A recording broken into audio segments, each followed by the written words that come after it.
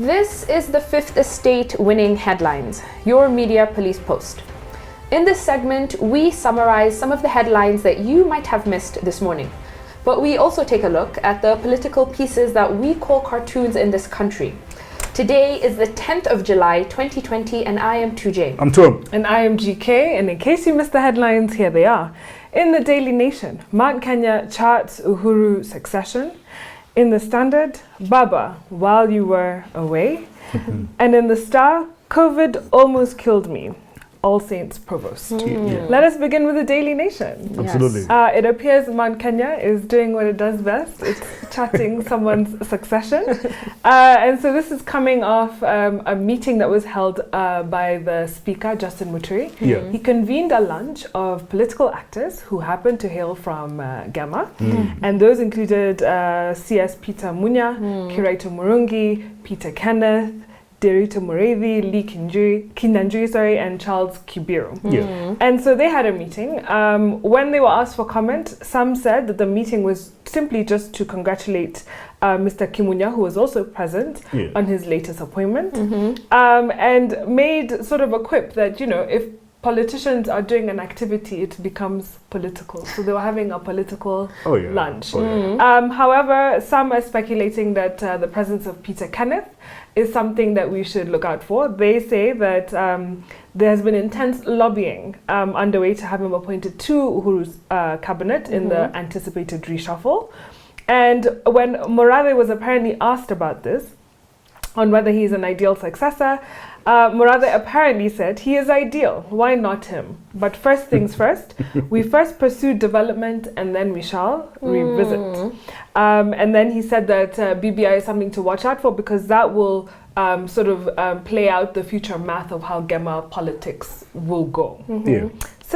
So speaking to proportional representation there. Of course. Yes. But yeah, this is interesting. I think this is the first time that GEMA is scared. In 28 years, you may not have a strong Kikuyu candidate, perhaps. I don't know. People are jittery. Absolutely. And so they're choosing Peter Kenneth. Well, I don't know. Whoever they are opting for, they are planning for it now. That's what we're being told. There's a political roadmap being created. You know what, GK? Yes. This is a very, very deliberate move by President Uhuru Kenyatta. One, because of this. The Speaker of the National Assembly himself, him convening this meeting, you can be sure he did not convene it himself. He had the blessing of President Uhuru Kenyatta. And here is why. There were two people that were there, in my view, and were there to confuse or for the optics. First person who was there was Amos Kimunya. He is now a majority leader. Now, if Uhuru Kenyatta took out Aidan Duale as majority leader and presented Amos Kimunya, it's because of one reason. He knows there's something he needs to present in Parliament that has to have 100% success rate. And the only person he can do that is someone he trusts, and that is Kimunya. That is number one. Number two, those fellows that met at Pan-Africa would fool themselves if they think they're the ones who are going to succeed Uhuru Kenyatta. Because in my view, we are going to a parliamentary system. All right. So it doesn't matter anyway. You will not be choosing who will succeid who. That will be a parliamentary discussion. But I think these activities, these meetings are elite consensus coming to fruition. This is what you know, they try to manipulate to see who will come out on top, who will succeed. These are where the conversations sort of begin. That is true. So we have a three-part criteria that we're going to use to break down the headlines. We will ask ourselves, is it topical or speculative? Is it repetitive or groundbreaking? And is it thoughtful or just plain lazy? Strong headline. It was topical. A little bit speculative because we actually don't know what they discussed at the lunch, but I thought it's quite thoughtful, so we can park it for now. Yes. In the Standard. The Standard, Baba while you are away. Now, this is a story that has been making its runs in social media. Yesterday, Junaid Mohammed and Hassan Ali Joho took a charter flight to Dubai to go and see Raila Odinga, who's recuperating, I think, after surgery. Is that so? And they said they were going to brief him. I'm not going to tell you what they were going to brief him because I'm not an ODM member. But what is wrong with Kenya? Something this small is causing such a stir. What is causing a stir? Is it the private jet element? It's a private jet. But apparently they're footing their own costs, so it should not be at a cost to the taxpayer, is what none we're of that told. matters to me at all. I think it's completely flouting the rules that the president had put in place. I think that in this era of a pandemic, we realize that we have FaceTime, we have Zoom, we have Skype, we have telephones, for goodness sake. They could have called him and told him what is happening while he's away. Why do they need to fly halfway across the world to go and give Baba Man information? No, it's okay. I think to me it's quite offensive. That they go. That they go. I do think so. No, I think please go. May I read Animal Farm for you? I want to see where Baba is. Actually, let me tell you, of late I've been liking Baba. He's coming out in shorts and shades. He's looking very relaxed. While people are hosting hustler pilgrimages in Karen and showing that they really want to run in 2022, this man is enjoying Sunday. Well, interestingly, the article does outline that many things have gone on pause since Baba left, and most key is BBI. So the conversation there is on pause. But apparently the report is ready to be handed over. But also that parliamentary committee positions, there's a deadlock now between ODM and Jubilee since Rao left. So may he come back so that we can move on. Baba, I wish you all the best. Please come back. Of course. And let's do BBI very fast. Okay, so in the Star we have COVID almost killed me, All Saints Provost. So Reverend Sammy Wainaina revealed that he had corona. He has now tested negative. But he says that in light of his experience, that he wants to present himself to people who've never met a COVID patient to prove to them that the disease actually exists and it's very real. So he recounts how he was feeling quite unwell. He said he had normal flu-like symptoms, and we know that during this, are we in long rains or short rains? One of those. One of those. Wherever we are right now, he was experiencing the flu symptoms, which I think a lot of people are experiencing right now. So he said he passed by the pharmacy, he picked up some cold medicine, and then eventually he went and did the test. And one thing that was striking to me is how he says he received the phone call from the hospital. So he says he went to Aga Khan, got the test, and then a day later, the doctor just called and said to the effect of, "Oh, did you not know you had corona?" So he thought that they would have said, "You have corona, an ambulance is on the way." But he says it was just quite casual how they gave him the information. He says he spent 10 days in the hospital, and it was quite, he says his body deteriorated, but now he is doing fine. And so he wants, people to come and see him as a person who has lived through it, has made it through it, to let people know it's a very real situation. Tujay, I think we're getting to a place where now this thing is getting close to everybody. One of us would know someone who has it. And probably will know in a couple of days. We are getting to dangerous grounds. And I think what's even scarier is as we have the lockdowns lifted, I think in 2 weeks we're going to see the full effect of the new declaration. So who do we give it to? We have Daily Nation, Succession, Standard with Baba. The Daily Nation. Daily Nation? I like it. It's thoughtful, thought-provoking. We can give it to the Daily Nation. GEMA is coming back to who? As our winning headline. On to the political pieces that we call cartoons in this country, where we also have a 3-part criteria. We ask ourselves, is it humorous or dry? Is it satirical or pessimistic? And is it effective or just plain lazy? If we start with the Daily Nation, we have a car. A very cute car. And in it, in the front seat, is, driving actually, is a caricature of Francis Atwoli. The car, where the boot is supposed to be is now the front of the car, the same car. And there you have Musalia Mudavadi, a caricature. And so Atwoli is saying never it is Musalia is saying Western unity is this way, and Atwoli is saying never, it is my way. And I think here they're just making a commentary on the Luya Nation and how they have historically behaved, always moving in different parts. And I think Atwoli has really made sort of strides trying to unite the Luya Nation. Absolutely. He looks like such a gangster in the car. He does. And so who will prevail? Because it looks like Atwoli right now, the car looks like it's moving in his direction. Absolutely. Right? Absolutely. And he has a formidable team as well with him. He has Wamalwa and he has Oparanya. Absolutely. And they want to render Wetangular and Mudavadi. Piece of advice to everybody, political. Please, everyone who is political, well, please always go to the side of the system. It will always win. These other fellows who are going tanga, huko, papale. The house always wins. I don't buy that. Always system, never wrong. Let's move on to the Standard. I love the Standard cartoon. And that is Kifuva Kibwada, who is showing Wanjiku his presidential campaign, and it has choppers, all right? And there he's saying, who is going to pay for that? You, of course. And that's what Kifuva is telling Wanjiku. Now, this Kifula Kibwana has told us that he wants to be president. And then he was asked a question, are you wealthy enough to sustain a presidential campaign? He said, we have enough properties, me and my family, and I will also ask the people to changa for my presidential campaign. I'm like, because he said he's a people's candidate. Yeah, but who does that? That's not in Africa. Maybe Obama can go and do that, but that stuff will never happen here. Absolutely not. No, but that you can never have an averagely wealthy president. You cannot. You have to have resources to be able to firewall your assets. I mean, but we have people like Raila who are in the business of doing campaigning with other people's money. Well, and that has been their But Raila is mode. rich. He's rich in constituency. He has a big constituency.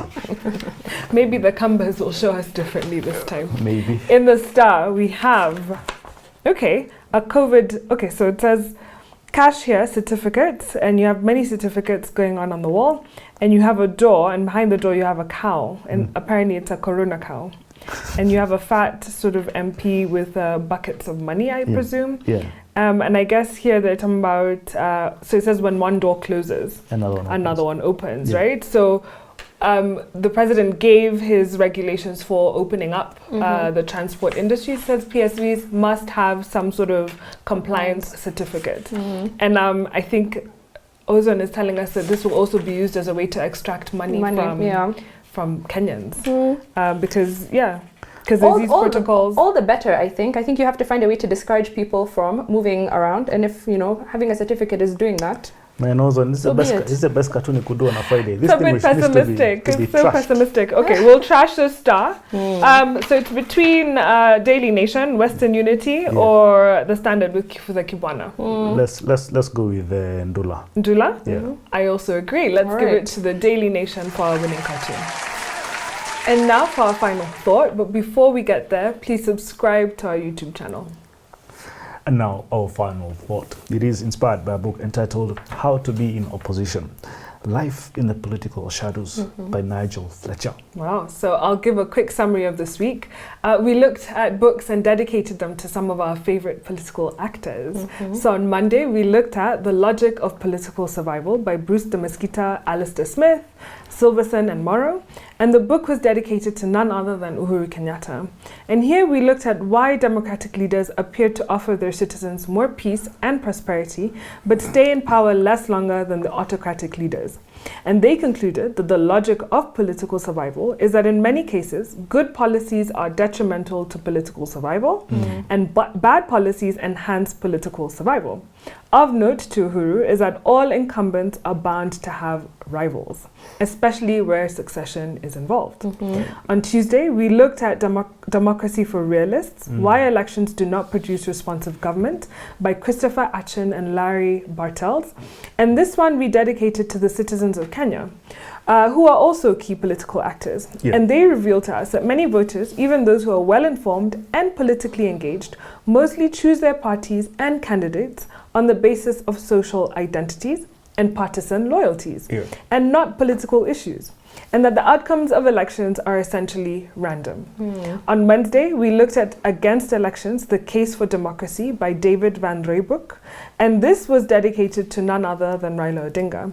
And he argues that the futility of elections is undermining the democratic process, that there is democratic fatigue syndrome that many democracies are suffering from, and he proposes a system called sortition, whereby a small number of the public are randomly selected by lottery and are empowered to be representatives of the population at large on very specific issues. On Thursday, we looked at a brief history of China, Dynasty, Revolution and Transformation, from the Middle Kingdom to the People's Republic by Jonathan Clements.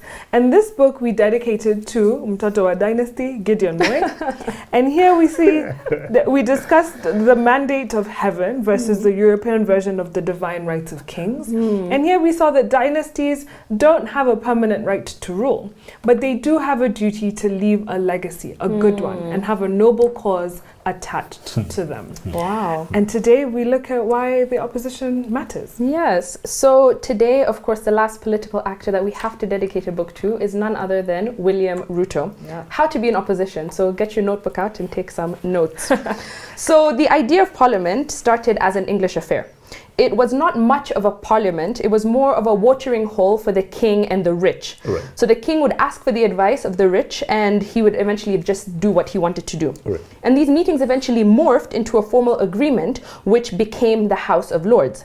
And so the British Parliament that we know today consists of three elements. You have the Sovereign, the House of Lords, and the House of Commons. So very quickly, the House of Lords is the upper house of Parliament, where membership is granted by appointment or hereditary. Right. So then you have the House of Commons, which is the lower house, which is an elected body of 650 members of Parliament. I think we have quite a similar model in Kenya. Yeah. So then by law, you have Her Majesty's Loyal Opposition, or the official opposition. Yes. This is the party with the second largest number of seats in the House of Commons. Yeah. So the role of the opposition is to question and challenge the government of the day. The government proposes, the opposition opposes. Yes. And their job is to constantly, call the government out on its actions. Yes. And so the official opposition also consists of the shadow cabinet. Yeah. And this consists of a senior group of opposition spokespeople who, under the leadership of the leader of opposition, form an alternative cabinet to that of the government of the day. Right. And so they mirror the positions of each member of cabinet. Yeah. So what the author says in this book is that being in opposition is a miserable job, especially in British politics. It's under-resourced, you're demoralized, and you're ignored. Yeah. But shadow ministers nevertheless have to fulfill the important job of keeping government honest, Yeah. all the time preparing at some point to possibly take over government themselves. Yes, absolutely. And it's often thankless with very little support, and there's no handbook of how to be in opposition until now. Yeah. So the idea of this book is very simple. It analyzes the different aspects of life in opposition, Yeah. but the author also seeks to look at something more broad. The idea of a loyal opposition is a very British invention, Yeah. and it stands at the center of Westminster democracy. And as many scholars put it, he says, Yeah. without it, the rest of the system simply cannot function. Yeah. And so parliamentary democracy is based on this idea of a house divided. You have those in office and then those who just simply oppose them. Yeah. But as the author says, understandably, a lot of the time we focus mostly on the majority. We focus on the speaker, the prime minister, the cabinet, and the MPs. Yes. And when time is actually spared to look at the poor souls of the opposition, it's usually in the context of speculating about how they may find the right time to take over. And so in the book, he also outlines this humorous irony about the job of Her Majesty's Loyal Opposition, that the leader of opposition is paid an extra salary by the very government that he is trying to remove. Oh, yes. So an MP's normal salary is £79,000 annually. Yeah. Yeah. But by being the leader of opposition, he receives an extra £144,000. Yeah. So it sometimes pays off to be in worth it. opposition. It's Yeah. worth it. And the opposition party themselves also receive funds specifically to support them in the job of disrupting and obstructing the work of Her Majesty's government. Yes. So he says that the role of opposition is not just being in a state of limbo with political impotence or irrelevance. Yeah. He says that it's an integral part of how a constitutional government should operate. Absolutely. And he says that opposition matters for many reasons. They spend a considerable amount of time coming up with policies that, yes, may go against the government of the day, but are still important nonetheless. Yeah. And so he says that this book is important, or thinking about why opposition is important, because should they eventually cross over the line and become the government of the day, they need to know what policies they're going to put in place. So it's success. They need to be successful, and they need to think about what they do every single day. Yeah. Absolutely. Yeah. Oh, fantastic. I love it. I love it. So I'll be quick. He outlines 4 ways you can be a successful opposition leader.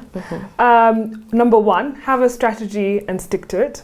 So Fletcher says that the problem that most of opposition leaders have is that they started to confuse tactics with strategy and started to chase media headlines instead of come up with an actual policy framework that mirrors or opposes government. Yeah. And the second is to have discipline and instill a sense of purpose in the party, so you're seen as an effective alternative government. Yeah. So what do you stand for? What is, when you oppose something, what is it? What philosophy is it entrenched in. Yeah. Thirdly, and this could be probably the most difficult to achieve, that he says, is don't oppose for opposition's sake. So I remember, tear gas Mondays, and it didn't matter what it was, but on Mondays there was something being opposed by the former opposition leader, Raila Odinga, and it didn't matter what it was, but it would always happen every Monday. Yeah. So he's saying don't just oppose for the sake of opposing, yeah? And so he says a criticism that is often leveled against opposition parties is that they do not have proper policies, and they don't come out with a fully worked out response to every situation. You don't need to respond to everything government does and oppose it. Yeah. And then the last thing he says is, and he quotes Winston Churchill, he said, opposition should be a lighthouse and not a shop window, in the sense that you should offer a direction and a narrative of what sort of government you would want, without necessarily having to detail every dot and put a comma everywhere of what you're going to do, because you also don't want to give your best ideas to your opponent or to the government of the day. So you have to hold some things back. Yeah. So it's very interesting. I love it.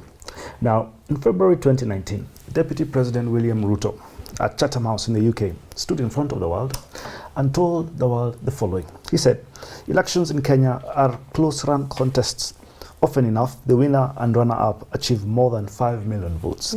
The winner ascends to a formally constituted leadership role, while the runner-up becomes a virtual stranger in leadership. And then he says that this situation leaves our democracy with a headless, incoherent, and dysfunctional opposition. Now, you know what William RUTO was doing at Chatham House?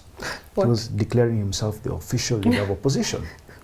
So and that's why when he went to speak, that's what he did. That's what he did, and now Unofficially. Unofficially, but soon he might, and that's exactly where I'm going. You see, because William RUTO has pronounced himself on this, he should adopt or build a government waiting house. Now, this borrows from government waiting room, as Nigel Fletcher would advise us. And here is why. You see, if the shadow government is a government in waiting, its offices are the most significant waiting rooms in Britain. They matter because, as Winston Churchill said in reference to the Palace of Westminster, we shape our buildings, and afterwards our buildings shape us. What is my point here? See, if William RUTO is sharp, and he should build many Jubilee Asili buildings, waiting buildings and waiting rooms. Because, I mean, why fight BBI? Because if he then goes as MP of Eldoret North, then he stands a very good chance as, number one, being official leader of the opposition in Parliament. And if you're official leader in the opposition in Parliament, then in essence you are waiting to be in government. In waiting. The only problem here is how long will he wait? So, Wow. Well, on a day where we had a winning headline from the Daily Nation and a winning cartoon from the Daily Nation, I want to leave you with this. When it comes to opposition, the power of a bold idea uttered publicly in defiance of a dominant opinion cannot be easily measured. Those special people who speak out in such a way as to shake up not only the self-assurance of their enemies, but the complacency of their friends, are precious catalysts of change. That was by Howard Zinn. So remember, when they oppose you, you prevail. Have a good weekend. Subscribe to our YouTube channel, but also find us on TV. We're on GoTV, Pan Peter, and Startup.